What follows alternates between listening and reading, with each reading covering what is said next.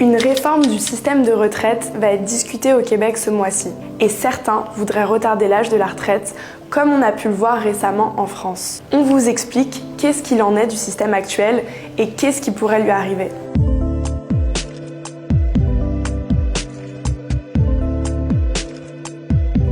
Vous en avez peut-être entendu parler, mais une réforme des retraites a secoué la France ces dernières semaines. Des milliers de manifestants se sont soulevés dans les rues pour protester contre le rehaussement de l'âge minimal pour toucher la retraite. Même si le système québécois semble différent, le but de Retraite Québec en 2023 semble très similaire: rehausser l'âge minimal pour toucher la retraite. Tout d'abord, la retraite, ça ne concerne pas que les plus vieux, contrairement à ce que vous pensez. Ça nous concerne tous et toutes parce qu'on va y contribuer presque toute notre vie.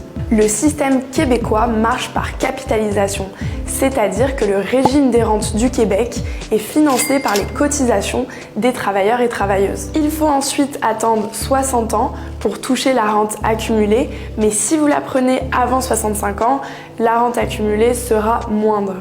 En effet, si vous décidiez de prendre la retraite à 60 ans, vous perdriez 36% mensuellement comparé à la rente que vous pourriez recevoir à 65 ans, et ce pour le restant de vos jours. Qu'est-ce qu'il en est de la réforme discutée ? Tous les 6 ans, des consultations publiques sont menées pour discuter de l'avenir du RRQ. Cette année, le Retraite Québec abordera un sujet explosif avec le gouvernement: le rehaussement de l'âge minimal et l'augmentation des pénalités. En effet, parmi les propositions abordées, il y aura la question du rehaussement de l'âge minimum pour recevoir la rente de 60 à 62 ans ou même 65 ans. Une autre option envisagée serait augmenter la pénalité pour ceux et celles qui décident d'obtenir la rente avant 65 ans.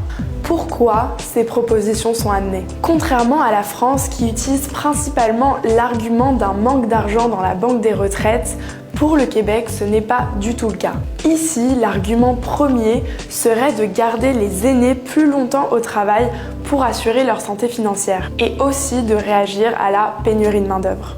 Mais quel impact et pour qui ? Cette possible réforme toucherait les personnes les plus pauvres, qui sont aussi souvent des personnes avec une espérance de vie plus faible à cause de mauvaises conditions de travail. Elles devraient alors choisir entre une bonne rente ou une retraite plus longue mais en meilleure santé. Est-ce qu'il y aurait d'autres solutions ?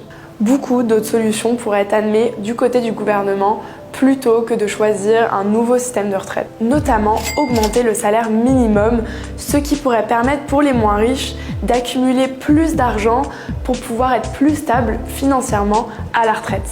Ça permettrait aussi de personnes de tout âge de remplir des emplois que personne ne veut actuellement. Du côté du RRQ, ça pourrait passer par rendre les cotisations optionnelles pour les personnes salariées de 65 ans et plus, pour leur offrir un certain avantage si ces personnes continuent de travailler plus longtemps. C'est d'ailleurs ce que François Legault avait proposé lors de sa dernière campagne électorale. Il faudra attendre au courant du mois de février pour voir les consultations faites sur les propositions de Retraite Québec.